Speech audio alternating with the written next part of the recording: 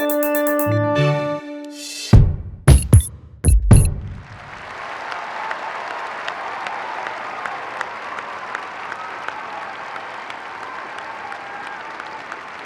took General Motors bankrupt. You took Chrysler bankrupt. So when you say that I wanted to take the auto industry bankrupt, you actually did. He wanted to take them into bankruptcy without providing them any way to stay open. And we would have lost 1 million jobs. And that, don't take my word for it, take the executives at GM and Chrysler, some of whom were Republicans, may even support Governor Romney. In the last 4 years, you cut permits and licenses on federal land and federal waters in half. Not true, Governor Romney. So how much did you cut them by? Not true. By how much did you cut them by then? Governor, we have actually produced more oil. No. How much did you cut licenses and permits on federal land and federal waters? Governor Romney, here's what we did. You had a whole bunch of oil companies who had leases on public lands that they weren't using. So if you want to drill on public lands, you use it or you lose it. How do you differentiate yourself from George W. Bush? Great.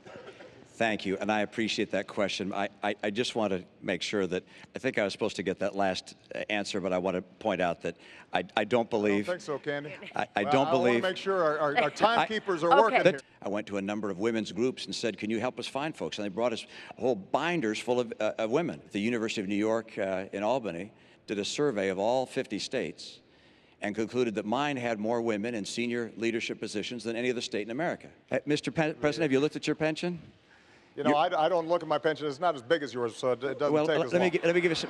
Secretary Clinton has done an extraordinary job, but she works for me.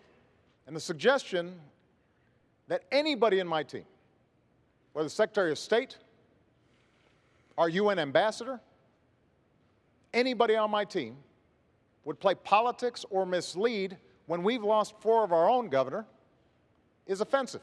It took the president 14 days before he called the attack in Benghazi an act of terror. Get the transcript.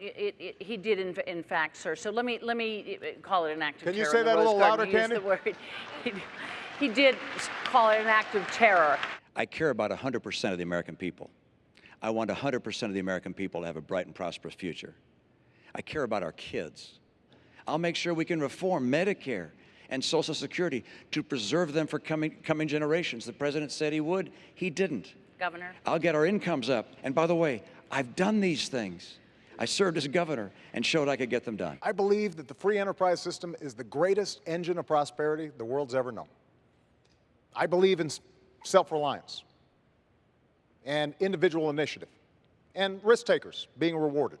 When he said behind closed doors that 47% of the country consider themselves victims who refuse personal responsibility, think about who he was talking about. Folks on Social Security who've worked all their lives. Veterans who've sacrificed for this country. Students who are out there trying to hopefully advance their own dreams, but also this country's dreams.